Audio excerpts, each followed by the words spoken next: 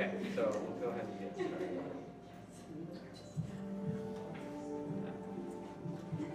I think Doug and Audrey on that show it. Here we go, close that door.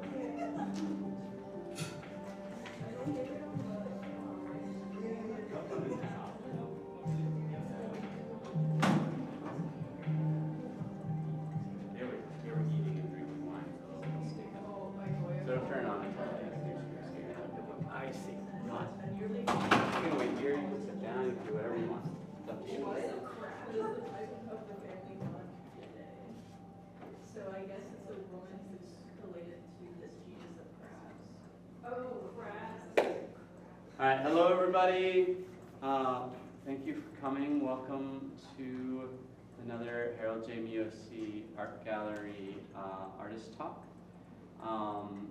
Tonight we have a really interesting and special guest with us, Jamil Hellu. He is an artist from the San Francisco Bay Area, and his show Face to Face is up now in the gallery. I'm proud to say this is the first photo show that I've been able to curate into the gallery, and it is a very poignant and important show at that. So a little background on Jamil. Jamil has his Master's in Fine Arts from Stanford University and his Bachelor's from the Art Institute of San Francisco, which is sadly no longer with us, but we remember it fondly. Jamil's work is creative, it's funny, it's poignant, it's connecting. It draws the viewer into a community that they may not have had access to. I find his work to be incredibly personal, not only because you can find Jamil in a lot of these photographs, but because you find yourself kind of in them at the same time as well. I spoke with Jamil earlier today, and I talked about how these works inherently feel like they are about subjects. They are investigating real people and real concepts within those people's lives. And these works feel like we can connect, particularly for me, feel like we can connect with those people and their identities. So Face to Face is an exhibition of sculptures and photographs, all investigating the idea of self, the idea of queerness, the idea of identity, and the idea of community and how we can connect through physical touch, through visual connection, through color. And so without further ado, here's Jamil Hellu.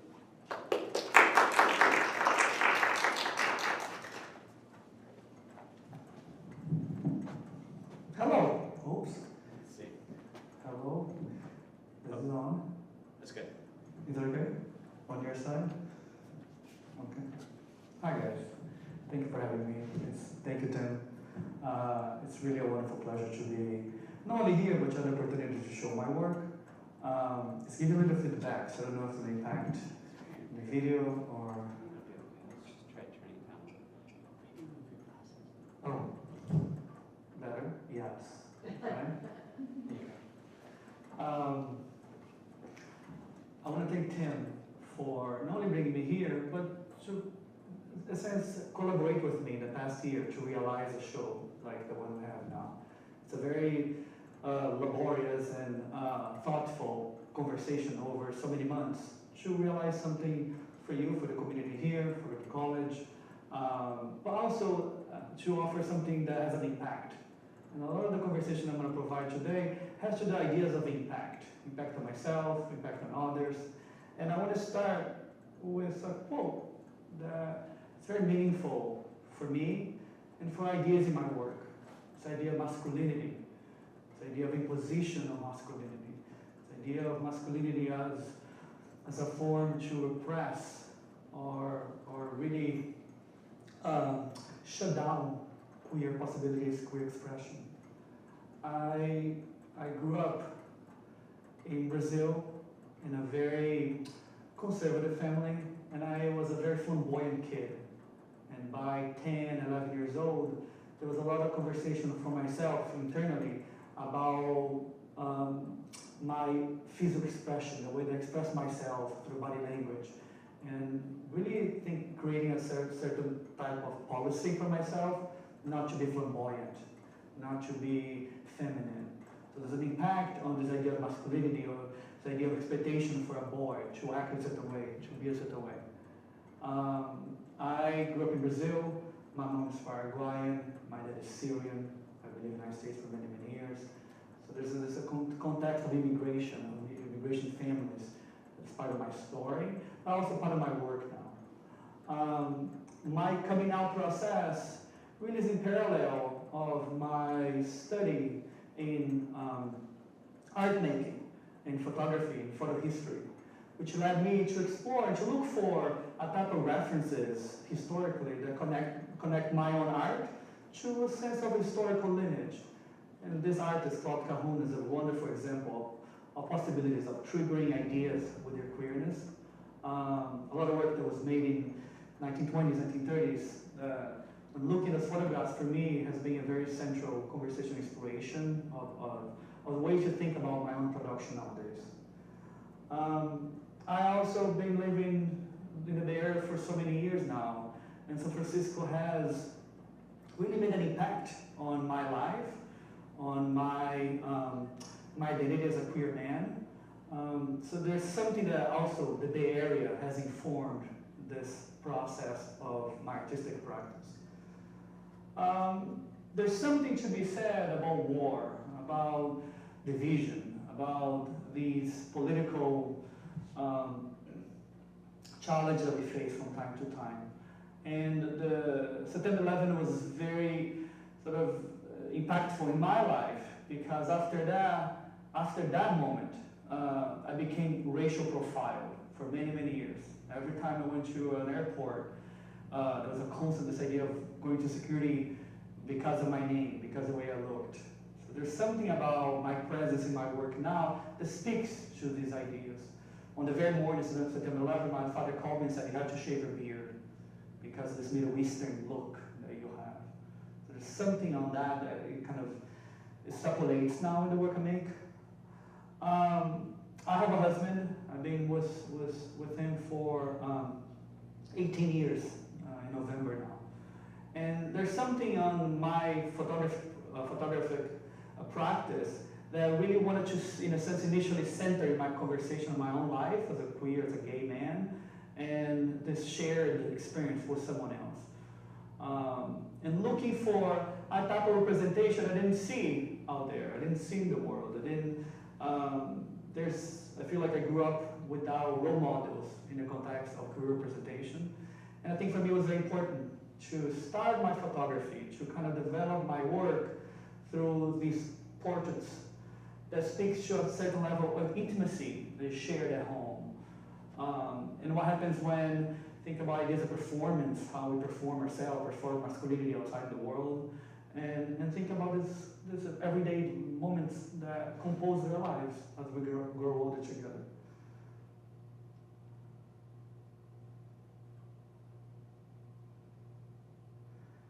As I produce work, not only on there and by my photography, there was always this need to insert myself into the work somehow. There's this idea of self-portraiture that starts to grow over time. Around 2012, 2013, I started to tap into my own community of friends in the San Francisco Bay Area and asking people to collaborate with me essentially on a photograph inspired by mythological figures, by superheroes, and have them to create a costume for the photograph. There's something very interesting for me in that time that propelled this idea of collaboration with others. There's just not me photographing them in their own environments, but us working together to realize a photograph that uses idea of masquerade, ideas of queerness in disguise. There's something else that early on in my work is built up, especially when connecting this work now to what we see in the gallery. and giving my collaborators a space to manifest themselves in any way they want, right? To think about a way to create a costume or persona for photography. In 2014, I did an arts, a residency program in San Francisco at a place called Recology. And that was very instrumental in pushing me outside of my own comfort zone, but also to explore my art practice outside of photography. I did a lot of photographs, utilizing items and objects that I scavenged from the recycling center in San Francisco, but also allowed me to be creative and think about ways to portray ideas of portraiture outside of tradition, outside the box. I collected over about 4 months photographs that has to do with ideas of presentation at the Golden Gate Bridge. And I made this installation. I shredded all those images and put it in a valise, in a suitcase. I give this portrait in transit. And also in that residency, I really actively began inserting myself in constructing a persona or an idea for the photograph. And then this idea of collecting items that might be meaningful to manifest that into the work. And then putting together elements of culture, of heritage, that it collides, that it can also offer a conversation of a queer representation, right? Of this idea of creating examples of possibilities. I'm going to show you a little video that I also made at that time. It became very interesting in my practice with ideas of identity and this idea of fluidity of identity.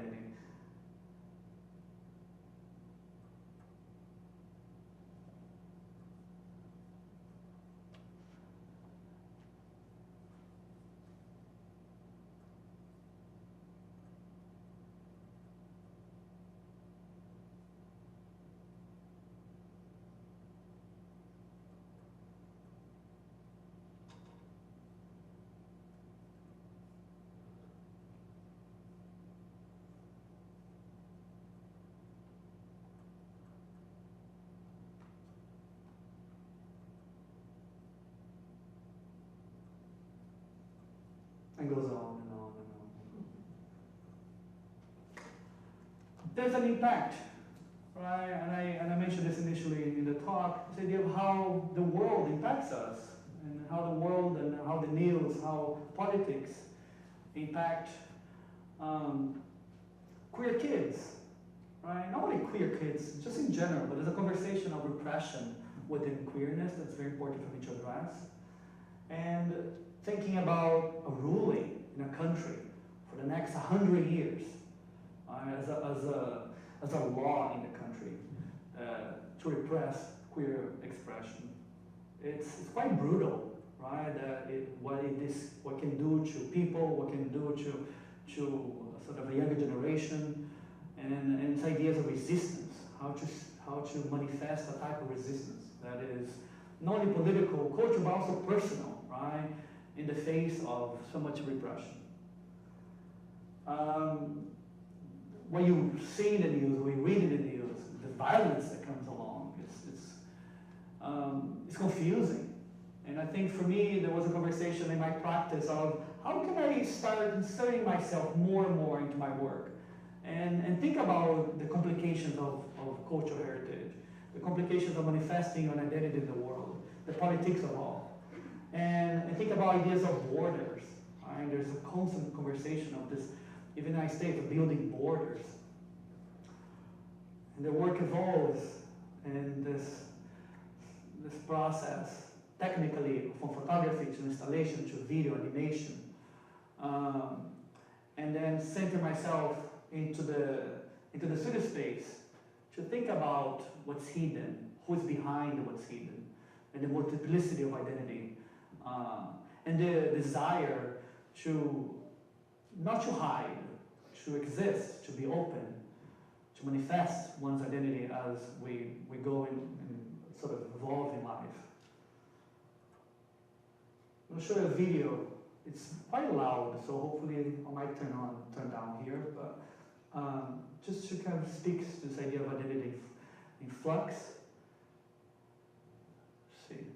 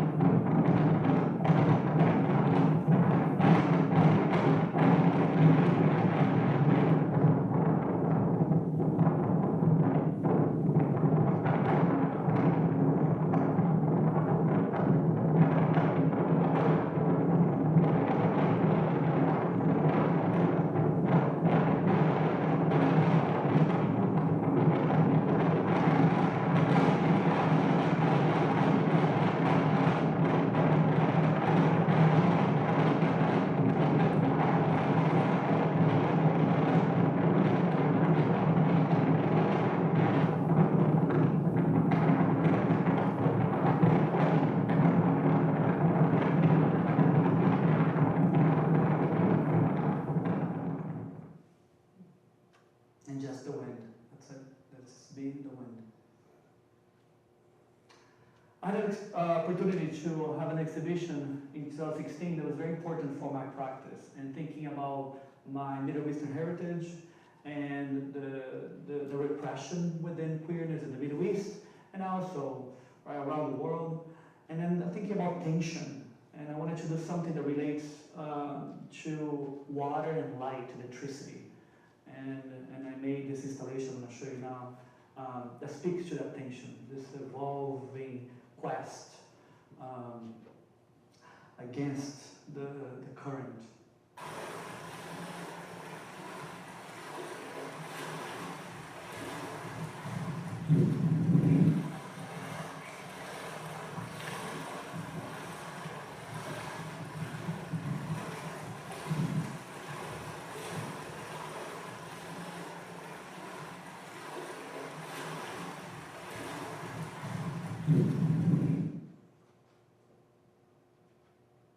And also this queer heritage that you learn along the way.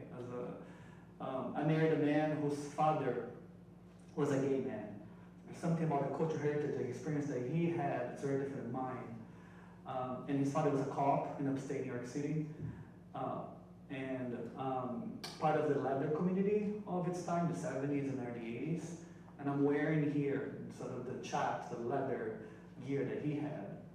So here I am, like, showing myself wearing the garments, clothing from my father-in-law. So there's something interesting on that. And then thinking about activating the photograph and then putting them together, I put these two images into what's called a lenticular printing. Think about religious iconography from early 70s and 80s. And I participated in a show at Penn State University. And this is, so just to show you how that lenticular works, the lenticular printing.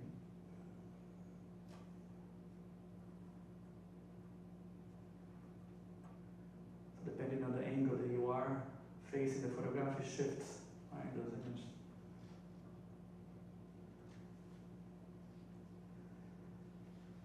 There's a conversation of this awareness of violence, right? That also permeates my work. And I think for me it was important to address that. This work is called Present, Past, and Future, this ongoing violence that we have to negotiate as a queer person in the world. But then there's something that shifts for me in my practice, offering in my work points of connection. How to think about my practice as an entry point for empathy. How to think about that. And that led me to screen printing. So again, instead of activating the photograph in different ways, I had a residency at a place called Kala Art Institute in Berkeley. It was a very wonderful opportunity for me to expand my photography. And in that time, I invited people to come to the studio and photograph them in this little vignettes with me. And then through that, I made a textile pattern to be applied to an installation such as this. And thinking about colonialism and European empires and this idea of the social taboo that's connected to time, and this idea that I could make something that one can sit on a taboo. And then in 2021, I was part of an exhibition in New York City at a place called Apex, and I had the opportunity to reprint some of these, and then I put it into like, instead of sitting on a taboo, what about if you step on it? Right? So there's something on that.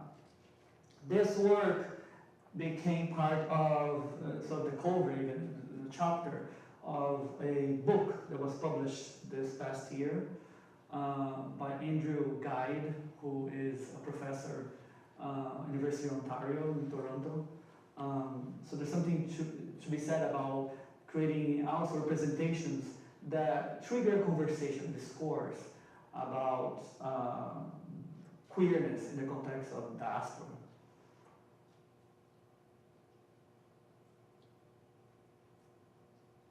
Another show in last year that was able to realize installation on screen prints that I did in 2016-17 that speaks to a conversation of Middle Eastern representation and thinking about me and this idea of the Middle Eastern face as a walking stereotype. And what I did, I was really thinking about how the Middle East is so large, there's so many cultures within the Middle East, right? And depending where you're from, the way that the headdress is different. Or depending if you're a man or a woman, that shifts as well. So I created a series mixing all of these ideas. Using lamb hide to do the screen prints on.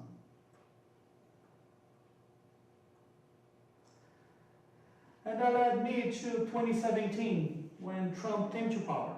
Here we are in a year of election again, talking so much about ideas of border, right? And in 2017, thinking about the news and the impact on the news, and things that you see on TV, on social media, right, on newspaper. And again, this idea of confusion, how to deal with these news, right? This is pretty alarming, that something like this is part of the conversation, right? And that was very important in the context of making me think of how can I produce work? How can I insert myself into my work in a way that brings a conversation of connection, of this desire for us to connect one another, the desire to eliminate borders. And I started the Hughes Project, and the idea was to invite people outside of my own communities.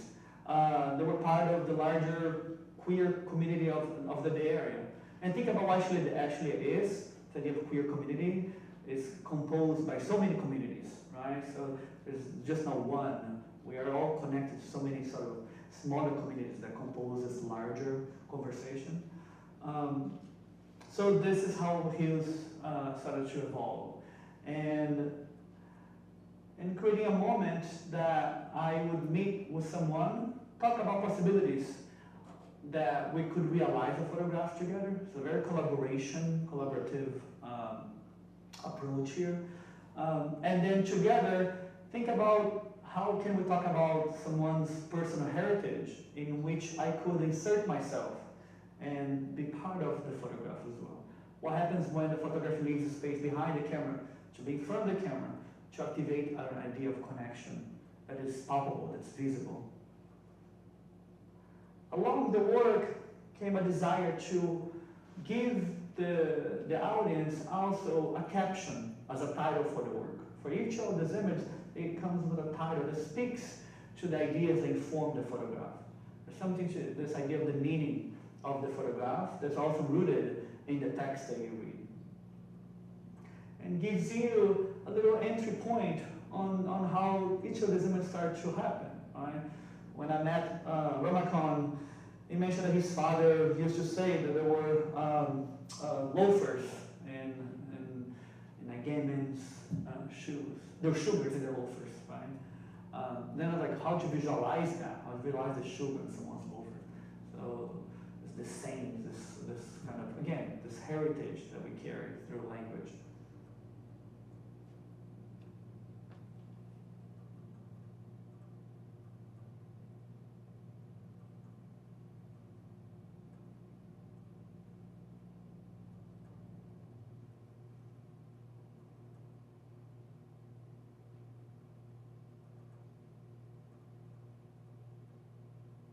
There's something very interesting in the context of having someone to be part of the work and watch the impact of the work on them.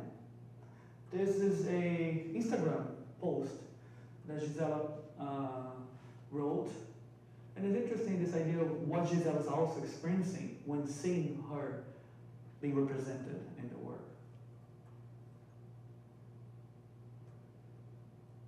And she ends with, I love myself. I think it's such a wonderful, wonderful statement, right?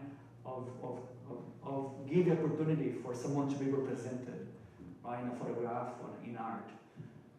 And especially in areas, a lot of times that we don't have the representation of ourselves out there. So the work as well, there's this idea of creating color in a color palette, a color world. Think about the gay flag, right? And this color that we have associated to queerness. And you separating from that, making my own sort of language around color. And think about color as a material that is active, that will respond. There's something very interesting also for me in the context of the work, that color is very present as a celebration, as a statement, as something that says we here. Within this work, I made over 60 collaborations now, from 2017 to 2022. And then think about preserving the work, very important, right? The work also becomes historical. There's something very interesting for me to think about how photography ages and the importance of this work, not only for now, but for posterity as well, as an example. And something that I feel very proud that this work became part of sort of this art queer history. This book was published as a second edition. And when I got sort of the call, like an email, sort of asking me to be part of this book, it was very interesting for me this moment, again, thinking about this work I'm producing now and the longevity that it has, right? Not only for myself, but for others, to say that the work exists, it continues to exist, and how photography accumulates meaning, and over time it grows, politically, culturally, socially.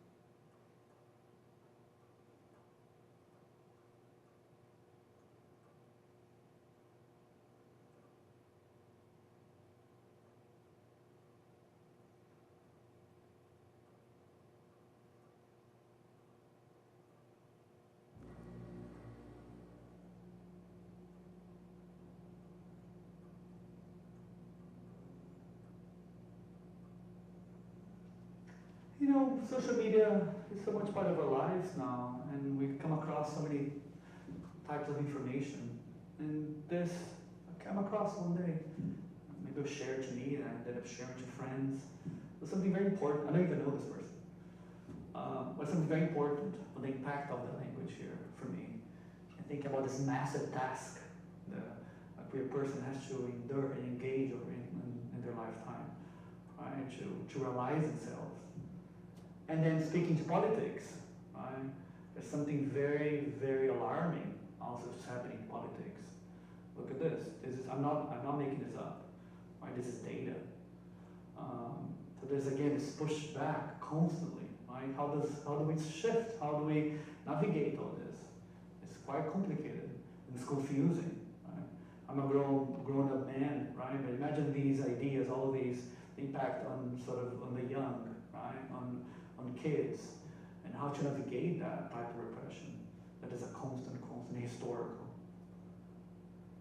And during the pandemic, I couldn't access people. I couldn't ask people why everybody's in sort of hiding. Right? It was very, very convoluted time for all of us. But I started to insert myself into the work in a different way, and thinking about moments of transitions that we are also living this, and sort of also this quest, or this need for a shift, right, in culture, for a shift around these ideas. And that led me to a body of work that is called Odyssey. Think about more into abstraction. So it's me manipulating different objects. The color palette continues in the work. This presence of color continues to be very important and central to my practice. But there's something about this idea of identity being manipulated, and this moment in that is, again, transitory, is in flux.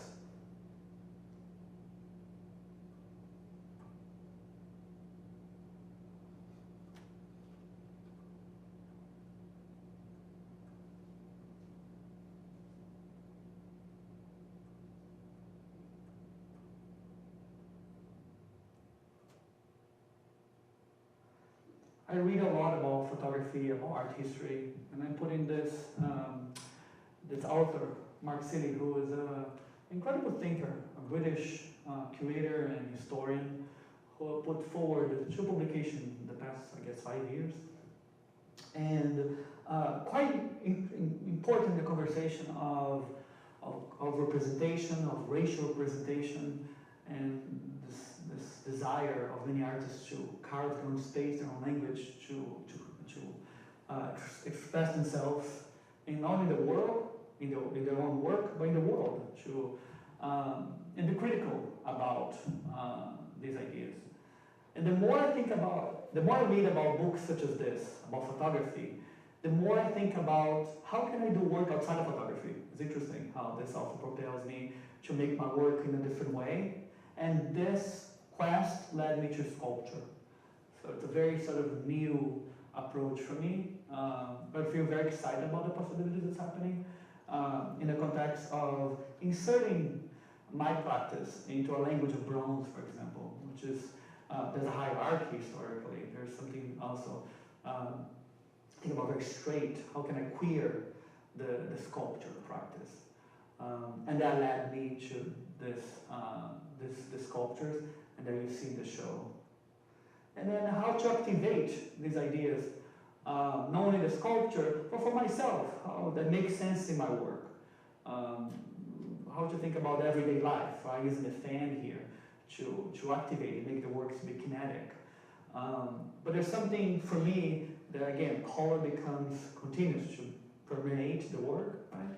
This idea of queering the sculptural practice. I feel very excited on that. And I'll end this talk on a quote I think is very important in the context of this idea of creating language, creating work. And this is it, by Bell Hooks.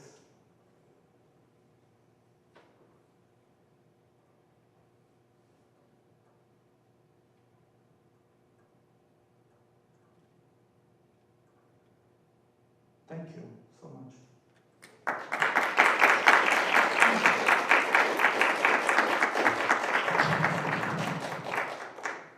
Questions, thoughts? Yes? Kind of specifically about the piece with the screen prints on the dyed pink leather. Yes. Could you speak more about the significance of the pink leather? Yes.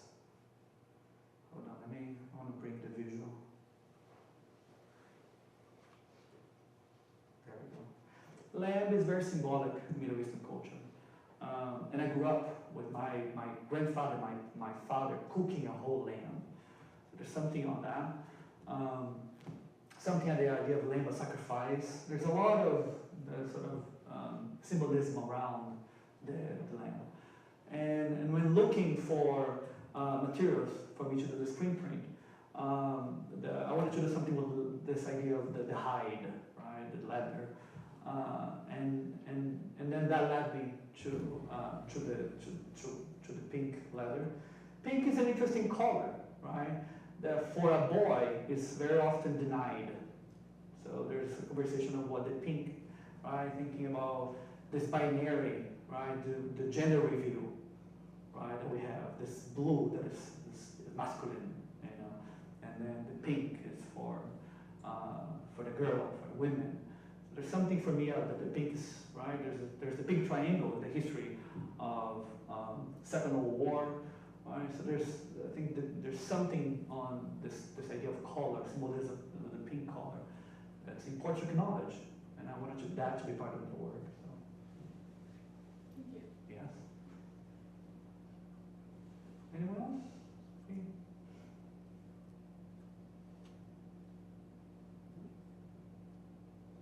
I have a question. Yes. When you were doing the one with the blowing in the wind, Yes. how did you set that up and do that? That was very interesting to me. I was in Northern California. I was visiting a friend. But did you make the garment before? So I'm not telling the whole story. Okay. We went to visit his friends, was me, my husband, and then the couple that lived there. And there were some friends there. And as much as I was, partying and socializing, I'm like, I'm here to work too. I want to take the opportunity that I'm in a different environment and to produce work. So I brought my photo gear. I brought a flash, a big umbrella, and it was very windy. And the wind came and broke the umbrella. And the first time I was like, oh my God, I gotta be more careful here. But there was something about connecting to the environment, connecting to the wind that was happening. So I put everything in the car, and I went for a walk, and then I found this place that the wind was so strong, and I had the cloth with me because I wanted to do work with it. And then I went back to the house, got my husband to come outside just to hold the tripod because I didn't want the camera to fall. And it for me was this opportunity to then work with nature, right? Not only the nature, the wind sort of broke the umbrella, right? But put me in this other opportunity to realize the work. So it's something that it came out of that experience, and it's a work that feels very meaningful to me. Not only for the sound, or for this agitation, this idea of working with nature. And so yeah, that's how this shrub came along. Yeah, I love it. Every time that I see it's a type of work that I never feel tired of it. Every time, like, opportunities such as this, that I see the work, not only for the sound, because it's an experience, but also how the wind is so vigorous, right? Just the agitation of it. How was the experience on the inside with you? It's really good question. Nobody asked me. So many people ask different questions around it, and I never got that one. It's an important one because there's something liberating as well. Because you're there and you're feeling, right? Which just speaks to this. It's interesting to hear, right? This idea there's when put people in hide, right, or whatever, the repression, discrimination, violence, people going to hide. But there's so much that goes inside. There's something about the experience that I think is very important to think about. But then there's this desire for visibility, right? Visibility is complicated, especially for the marginalized. Because once the marginalized is visible, becomes a target. So there's this constant dichotomy, right? That we want visibility, but at the same time we gotta be careful because that propels more violence, more discrimination, more loss against. So it's complicated. Yes. Regarding that other previous video piece, were you in there when were you in there like perfectly still, or were you moving around? Oh, here? Yeah, I can't. I was just, yeah. The only time that I moved around was when I turned around. In a moment, but I'm here. I didn't go anywhere in a sense. I'm just there. Yeah. Yes. one where you're wading through water, and the others with the smoke. So you seem to be going through the elements. Can you speak more about your practice in relation to the natural world? You know, there is a conversation of the metaphor that I encounter in the natural world that speaks to these ideas, right? And this piece, think about water or the current, or going against the current, right? And not only as a gesture, right, but also as a metaphor for these ideas. So it's interesting you say that, because I've been thinking about a sculpture that I can bring that conversation, right? Because a sculpture is this thing that we can think of something so fixed, right? But what I'm like trying in my head, how can I do a piece that is sculpture but completely unfixed, right? This nature erodes the work or just adds something to the work. So there's something percolating on that. But there's something, this idea of nature, working with nature, right? Nature is present everywhere. So this idea of also activating that. Nature is a material. I never said that before, but it's interesting to think about that way. Yes?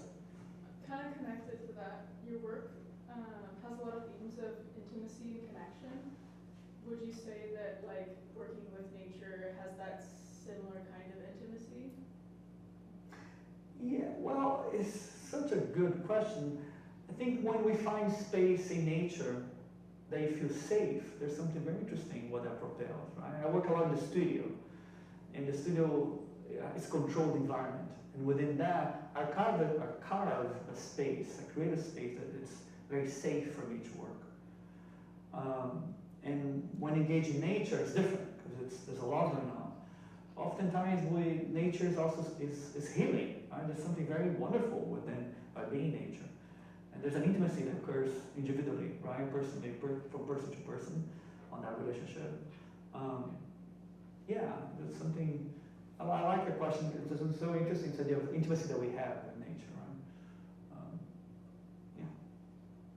At the same time, there's something about the studio space that also I find very excited to work with. What happens in the context of expressing yourself, right, in the studio. I think my work sort of strives, this balance between the studio and the nature outside. But there's something very interesting for me about this safe space, this ritual of photography, in a sense of, or art practice to make the work. Yes? How did you reach out to such a wide community and find all of these people? This is such an important question. And the work is thinking about art practice, thinking about photography as a way to build community. And I feel very clear on that. When I started this work, I was very aware that I didn't want to make something that I did before, which is the Golden Gate, which was my own community, my own friends. I was like, how can I use this work now to meet people, to invite people to be part of the work? Then I reached out. Or events like this, I would meet people and I would talk to them, or openings, a lot of openings actually. Social media became very important, strategic approach, right? To then send messages and tell my ideas. In the beginning, it was just like, it was very raw and it was still making the work, but just trying to communicate my ideas. I applied for a lot of grants as an artist. I'm always applying for things, always. It's part of the career of an artist, right? And I think that's also an important opportunity to put all your thoughts into language. And that has helped me tremendously. Even if I don't get whatever that I applied for, there's something on that lesson, on applying, sending myself, creating a proposal for something that helps me with language. And I think in this work was very important that creating a language that I would then offer to people to be part of the work. And again, over 60 people, I think I probably know only one no on the people that someone wouldn't connect. We went on a golf shop, but there was no connection. And there's one person. And that was an important also experience to learn that sometimes it's not going to connect. But there's something also within the work that they become my friends. So there's a conversation of sort of what the work gives you as a community. Right? And I also think about this diversity of communities. I was very aware of making work that speaks to a larger community within the queer community. I just, not subculture, I don't like that word, I never did. I don't know, it's this idea of subculture, it just, I think puts a hierarchy on language, it's not very keen for me.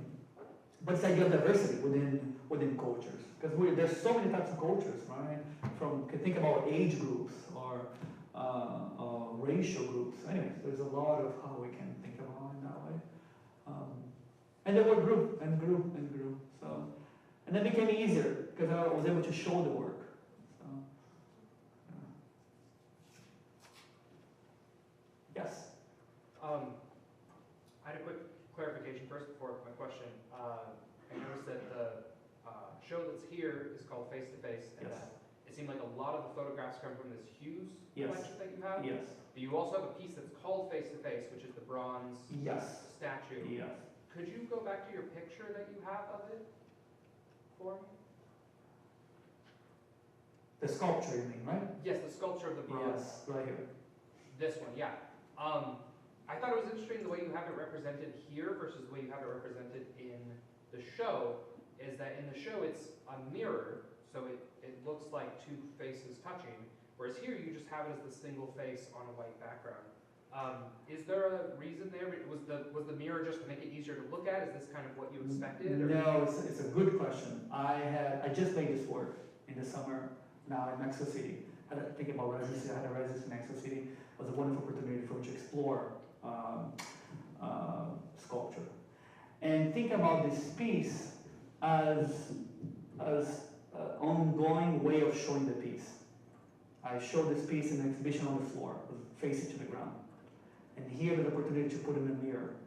And then I'm thinking about what if I put it in water? So I feel like thinking about, again, this bronze piece as unfixed. How every reiteration of this face is going to be a different face to face, in a sense. It continues to be this bronze, it continues to be this object. How can I make to be a different installation every time? That's one thing. Another thing, there's a conversation of mirrors. There was an opportunity to work with him in the context of what if I try a mirror? What does that look like? What happens? And it's very interesting for me to see the work, or the reaction of the work when people engage with the mirror. Because mirror is so symbolic, there's something very important. There's something about mirrors.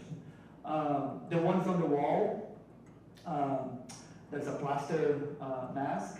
I'm thinking about that piece to grow a different set of mirrors. So there's something about having a show here that allows me to realize different ways to think about the work.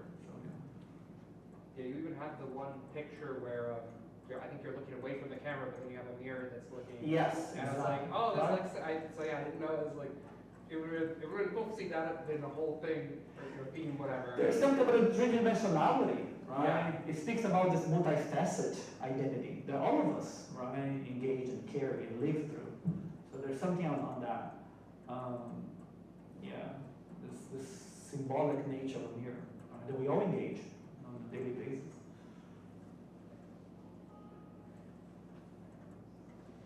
Yes. In Odyssey, I noticed that there's a lot of movement, and this one is a lot more face to face, is a lot more stagnant. What was that movement kind of representing to you? It speaks. This is a very important question. This idea of this transition, right? Think about the pandemic for all of us. The stillness, right? The inward of all. We all went very inward, a lot of thinking around that moment in our lives.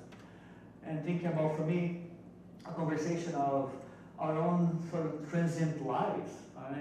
And how identity is it's shifting, is unfixed. Right? It's so easy to racial profile someone and think about what the face provides to someone. So the idea here was not to have the face. I didn't want to hide, it's not about hiding the face, but showing ideas of identity in a different way. Something on that. And then thinking about this work that has so much movement, and then making sculpture now, how to add the feminine on a wig, to do something that is this create more movement, more kinetic approach. Or thinking about the face-to-face from the floor to mirror to water, like how to continue this evolution of the movement. It's not as a challenge for me, but it's something I'm resolving as I'm going along the way. because I do want to speak. I want to continue this idea of thinking about this queer body in transition, right? This queer body that's a constant in flux and again unfixed. So something important to me on that. Anyone else? Last questions? Yes, yes. I've noticed in a lot of especially queer photography, you see this really there's a very obvious sense of humor in a lot of it, and I really see that in your work as well. I guess my question is kind of how is that the culture to you, and can you talk a little bit about that sense of humor, that culture kind of thing there? Does that make sense? Yeah, there's something about humor to subvert, right? To depower. Does that word exist? It exists now. Yeah. Right? So it's about decentralize authority, right? Destabilize, right? So there's something on that I find the humor. Think about queer camp. There's so much camp approach, right? So it's very important. It's sort of its own language now. For me, I never set out to make work that is funny. I am very social, I have a lot of friends, I have a very rich life on that, and I'm very thankful for that. It's something I work really hard to create. And I've, because of so much repression growing up, for my parents, for my father, I feel like humor for me was something as a magical trick for myself. I never spoke about that. It's interesting how this conversation also, therapy session. But it's interesting to think about that. And humor was something that was, for me, provided me an outlet of the stress that was engaging. And now it's something that occurs in my work naturally. It's not something I go after, but it happens. A lot of times people refer to my work as something as a humorous work. But it's not, and I like, in a sense, the recognition, but it's not something that I'm going to make something funny right now. I don't know. It's just something that kind of grows from there. But there's something to be said about humor as a safety, too, right? A safe space to subvert, to resist.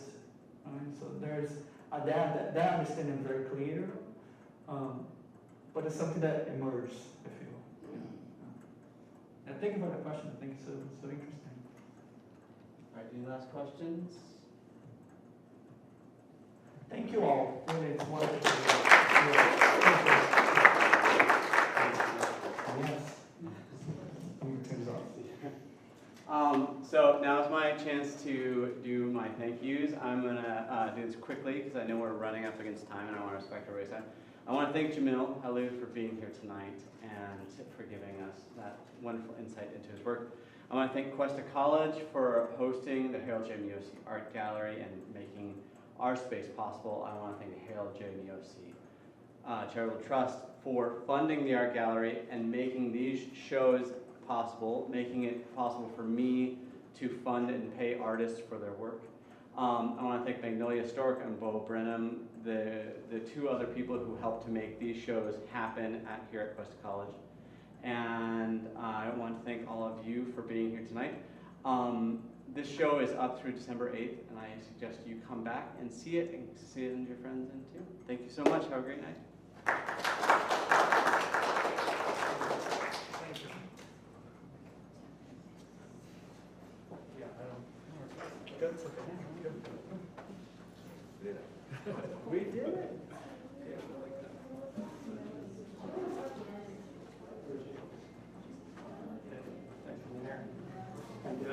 Yeah, perfect. You're always here late.